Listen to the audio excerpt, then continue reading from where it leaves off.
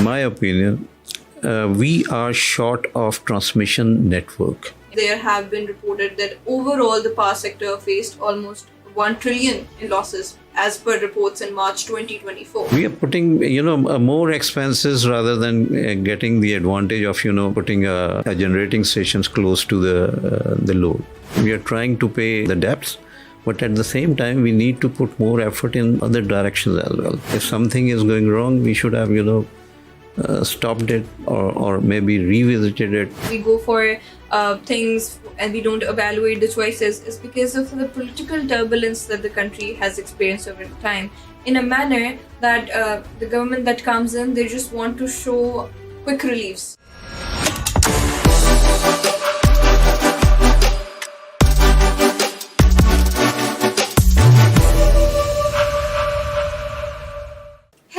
And Assalamu alaikum. Welcome back to another episode of DSG Podcast. Let's keep talking green. So thank you so much for joining. And as promised, we're going to talk about new topics that we haven't touched before and that are crucial for the power energy sector of Pakistan. So अगर पाकिस्तान के energy sector की बात की जाए तो एक बहुत बड़ा मसला जो हमारी कंट्री फेस करती है that's basically the transmission and distribution losses, जिसकी वजह से हमारी ओवरऑल जो जनरेशन है वो अफेक्ट होती है. हमारा जो सर्कुलर डेट है it's ever increasing. So I thought that this is something that we should talk about. And जब पाकिस्तान के डिस्ट्रीब्यूशन नेटवर्क की बात की जाए तो there is one company that is doing wonders, which is NTDC, which basically takes the power from the production units and gives it to the discos so that they can be distributed to the other consumers of the electricity. So to talk about the topic, I have with myself someone who's very well experienced in the field and has given number of the years to NTDC. I have the honor of having Mr. Zahid Jamal, who is the former Chief Engineer of NTDC, is a renowned electrical engineer as well and has also served in WAPDA. So without ado, we'll hop into the topic. So hello sir, how are you? Well, first of all, I would like to thank you for inviting me here. Perhaps this is one of my first experience to be on a screen like this. So I feel honored. Thank you, sir. It's a pleasure to have you over and to have well-experienced people in the field that we, the young generation, can learn from. So first of all, tell us a little about your journey in NTDC and over the time, how you got into the field, how you have evolved over the years. Well, I am a graduate from University of Engineering and Technology, Lahore. Mm-hmm. After my graduation from there, I joined maybe 5 or 6 different institutions. But very quickly I left them maybe after 3 months or 4 months. And finally, in 1987, I got up with WAPDA, joined it. And after that, I never left the institution. Well, I retired from service in 2021. So it's about, 36 or 33 or 34 years of service. That's a long time. Yeah. And I not only worked with WAPDA, I have been abroad in several countries. For example, UAE, Dubai was my base station. Then Bahrain and Kingdom of Saudi Arabia as well. Overall, my journey through my profession is this much, but I have certain slots where I worked abroad for other institutions as well. Great, sir. So you've spent a lot of time in the field. You have gotten the experience from different countries as well. So अगर हम बात करें पाकिस्तान के energy sector की और power sector की, so you can tell better that what do you think is basically the core issue right now that the country is facing? I know that there are many, there's a positive side to the picture and there's a dark side to the picture. So if we talk about the issues, what do you think is currently the main issue that's plaguing the system? Well, there are so many different issues currently. But what is happening right now is maybe the contracts which were, done with IPPs, they are draining Pakistan like anything. When I say draining, it means there's a lot of financial pressure on the economy of the country.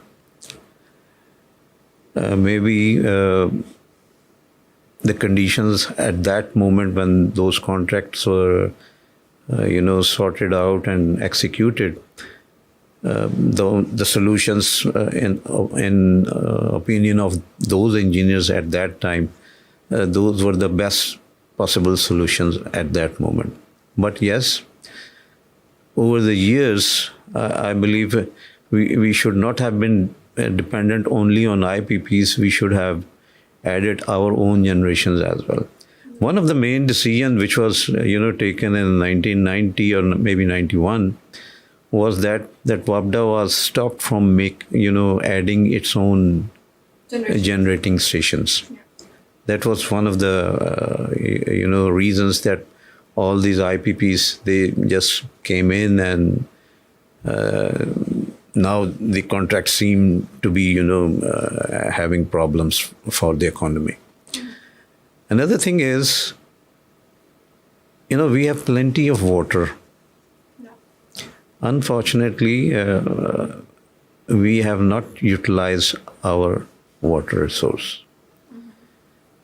You must have heard about Tarbela and Mangla. They are working, but of course, those dams, they have a life, 40 or maybe 50 years. We should have added more. And then there's the added fuel purchasing power. And now, of course, for whenever we are talking about fuel, yes, the prices are beyond our control. Exactly. Pakistan is, forced to buy fuel on prices and terms which outsiders dictate. Yeah. We should have, concentrated more on water or maybe other cheaper resources. Just like nowadays, when we are talking about, say, solar, solar is definitely one of the cheapest thing. But again, We're importing it. the manner we are doing this, I believe we are progressing too fast. Yeah. We have IPPs on our hand, and then we are trying to, get solar energy. Though solar is beneficial for the general public, but for the departments, I don't think so. It's a good idea to have solar. I mean, the mechanism is not up to the mark like it should have been. Yes. We added the Qaid-e-Azam Park as well, but I don't think so that it's... There are, what I know, there are maybe 10 to 12, IPPs which are in solar. Qaid-e-Azam was one of the, solar project in which they had a lot of troubles. And it took a lot of time to, start doing the actual supply of electricity to the network. Yeah, and now they're adding the CTBCM as Yes, well, which yes. is also, I don't think so it has gotten to any point right now. And you go to a country like, say, Dubai, they have maybe 4 or 5 power stations, and it takes care of the whole. But the raw material, like those countries, yeah. but the raw material available with them is, damn cheap with them. That is their advantage. So we should have, tried to use, say, water to our advantage. Exactly. So that's about the production, and that's about how we have been doing things. We have been trying much. हम लोगों ने IPPs कर लिए, हम लोगों ने power plants लगा लिए, हम लोगों ने साहिवाल में thermal power plant लगा लिया. So this was about the production of electricity. लेकिन एक core issue जो आ जाता है वो आता है उसकी distribution और transmission में. We have these tariff issues, we have these transmission line issues, transmission losses come in. So what's your take on that? Do you think that we have not been efficient in that manner, or what could be a better way for that? In Pakistan, power is available in the northern areas, Tarbela and Mangla. And when we initially, say in early 90s, we had power available from fuel as well, but they were mostly located in the southern part of the country. Now, these are both extremes at the ends of the of the country. So you have to have a transmission line to bring all that power from these remote to the load centers. Where are the load centers? Of course, Lahore, Faisalabad, Gujranwala, Multan. These were the places. So, of course, when you are building transmission lines, you need to have definitely some losses. Technical losses are all right, no issue. But over the years, in order to reduce technical losses, the design people, they opted to have, generating stations closer to the load. The effort was, of course, say put some, generating stations, say near Lahore. You must have heard about Bhikki. But then it comes with their implications as well. Yeah, but the thing is, you are still dependent on the raw material which is imported from outside. Exactly. You mentioned about, Sahiwal. There are powerhouses based on coal. Coal is, imported. We are not utilizing coal from our own resources available within Pakistan, but we are importing it. We import it on, Karachi port. From there, we bring all the way through the railways up to Sahiwal. Yeah, they revived the railway especially for that. Only for that. Yeah. So we are putting, more expenses rather than getting the advantage of, putting a generating stations close to the load. So can we say that this has been an issue of the planning overall? We have been doing like short solutions. Yes, planning is also a very critical thing. Maybe we need to, reconsider what we have done so far. Exactly. So if you talk about the losses that have been facing, like recently IMF also asked NTDC to expedite the reforms that were promised for the new loan, as well as there have been reported that overall the power sector faced almost 1 trillion in losses as per reports in March 2024. So that's a big number to state. So well, I don't know from what is the source of IMF or somebody else. Yeah. In my opinion, we are short of transmission network. Yeah. For example, you put a powerhouse, say 1100 megawatt, and you don't have a transmission line to, put it in. So what people have been doing over the years is, the project is ready, we need to use the project. What they would do is cut an existing transmission line and put it in. Those transmission lines are already overloaded. So what was happening was, even though power was available, but due to the shortage in the capacity of the transmission line, we were unable to, utilize the full capacity of the generating stations. Exactly. So that is one of the areas where I would say we have not been doing our homework.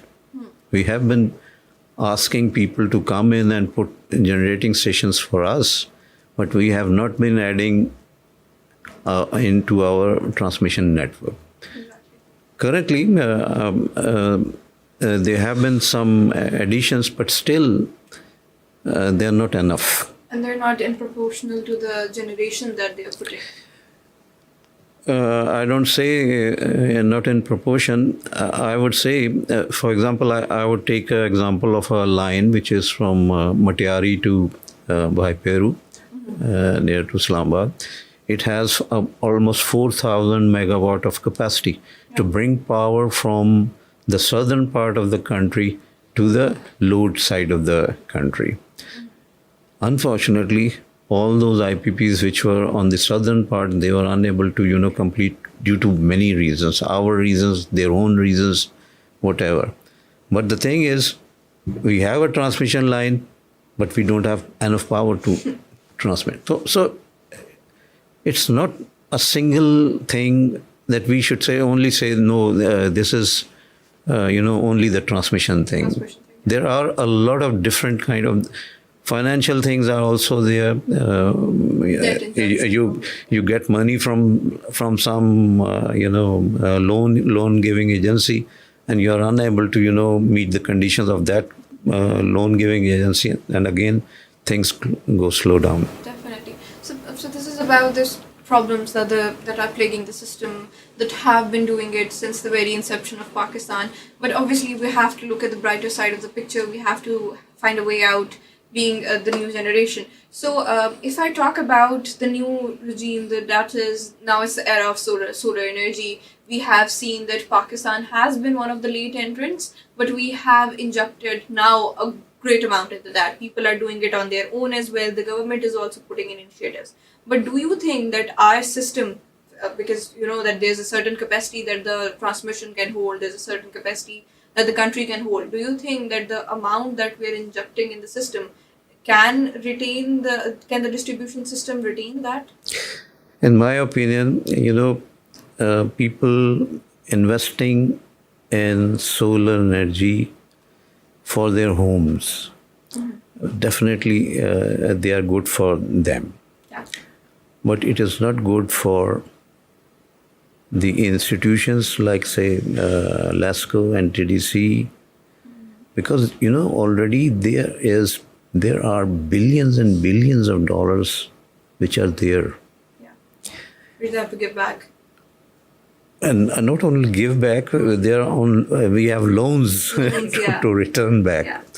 Great amount of debt. Yeah. The problem is, on one hand, people are allowed to, have solar, but on the other hand, you have to return a lot of money back to the institution. So not good for the institutions like LASCO and NTDC, and of course the government as well. So it's a tough thing, and in my opinion, it's a sort of a stalemate thing. There's no win-win solution right now. Right now, yeah. But if we talk about how the issue of the less energy and all that has been plaguing the economy generation of the country. For example, I talk about the industries. They have been there have been always surcharges. There has been not enough in electricity to power their resources. So now they have taken the matter into their own hands. They're putting up power plants. Yeah. They're producing their own electricity. So don't you think that's a good step for an energy independent Pakistan? That's what I'm saying. It's good for the investor who is investing in solar. I have a solar at my house. And it's DSG powered. Yeah, it is DSG powered, and I am benefiting it from this network. But on the other hand, actually, LASCO is losing a lot of money over there. Exactly. LASCO has to pay a lot of money to the government. Government So it's not has helping with the debt. Yeah. Exactly. Yeah. Okay, that's somehow makes sense. For the people, yes, it's good. It's good. It's good. Okay. So, अभी अगर बात की जाए from your opinion and from your experience, what do you think? We've agreed on the point that it's good for the people. It's not good for the debt of the country, but it can. What do you think can be a win-win situation created for the both parties? Because people also have to survive in the current challenging economy, and the debt also has to be somehow reduced. We're hoping that one day it'll go down. So, in your opinion, what could be the first step for that? I don't know how we would be able to reduce the debts, because we are taking debts to repay the debts. Yes, exactly. It's a difficult thing. Yeah, it's a difficult situation. But what I would suggest is we should focus ourselves on the water side as well. People are talking about renewable sources. You might have heard about, investment has been made in wind energy as well, solar energy as well. But for us, water is the main thing. We need to focus on that. But for the water power plants, don't we need a lot of imported fuel to run that? We have to, whatever loans, there are, countries who are interested in, giving away loans, very long-term loans. Tarbela was not built on own resources. Mangla was not built on, but they have paid their prices. But right now, all these IPPs, they are, and the cost has not been paid, but the interest, it keeps developing each year. So whatever is happening over there, you have to maintain all the payments, but at the same time, we need to invest in dams. We need to have more dams. Need to have more dams. We also started a pool for a dam, which never got made. So I think that's kind of an issue in Pakistan that we have not been timely in those manner. So if we talk about, if I come on to the typical Pakistani point of view, that we always have to blame the government somehow. So how do you see the government's role in that? Do you think that the government has been taking a futuristic approach, or has it been a stale approach towards building more dams or regulating the authorities? For the government, it is necessary to take a decision at a point when you are, having trouble, and you have to have a decision. Yeah. After few years, definitely you get some feedback whether the decision was good or bad. So somebody in the government, I don't blame any government, because there were so many, from 1990 up to date. There have been so many different governments. They have not been, able to reduce the volume which has reached now about this depth game, circular depth game. It's around 350 billion at this stage. It could have been controlled much earlier. Yeah, definitely. So for the moment, yes, still we are trying to pay the debts, but at the same time we need to put more effort in other directions as well. One solution is not possible. It's not possible, definitely, because they also have to facilitate the people as well, because they're also struggling in the economy. Like right now, we're hearing all these things about net metering and all. They're reducing the rates for that. There's no right now authenticity in the fact that how much are they reducing, but they're doing so. So I think what the government is aiming at, that they're also trying to create a balancing situation between the capacity that people are producing on their own and what they could get for the loans. It's a pity in our country that we like something, we go for it, and change our mind. and not change without we go for it without actually calculating what would happen after a few years. Exactly. Well, in fact, each year we should have reevaluated what we did the last year. If something is going wrong, we should have, stopped it or maybe revisited it. Especially, these IPP things, I believe NEPRA has a role in this. The government has, of course, its own targets, but NEPRA is the main body who can take decisions to control this thing. Maybe they need to revisit, all the contracts. I think the main issue in such initiatives, like the point that you mentioned, that we go for things and we don't evaluate the choices, is because of the political turbulence that the country has experienced over the time. In a manner that the government that comes in, they just want to show quick reliefs. So for example, we build motorways while there's so much that needs to be done on the other end of the country. So because they want to show people that this is a quick relief and this is something to go for. And I think this has been the case in the energy sector as well. They have been bringing in new IPPs and new plants. That's what I'm saying. Yeah. We have not been doing our homework. Yeah, exactly. I think that's the statement for that. So lastly, I would like to know that where do you see that renewable energy can play a part in this sector, and how government can benefit from it, how people can benefit from it? Well, the present situation is like this. People can benefit from it, but the government will be in a trouble. That's for sure. For me, there are several things people can do. Allow, WAPDA or the power sector to build powerhouses of its own. Mm-hmm. In my opinion, you just mentioned about CTBT. Why can't WAPDA make solar plants, solar generating station of its own? WAPDA has money. NTDC has money. LESCO has money. They have all the Pakistan available for them. So much sun available throughout the country. Yeah. Actually, the government should invest in this thing, or bring investors from the country. People have money with them. All they need is to bring that money back in the country and put into use for the economy of the country.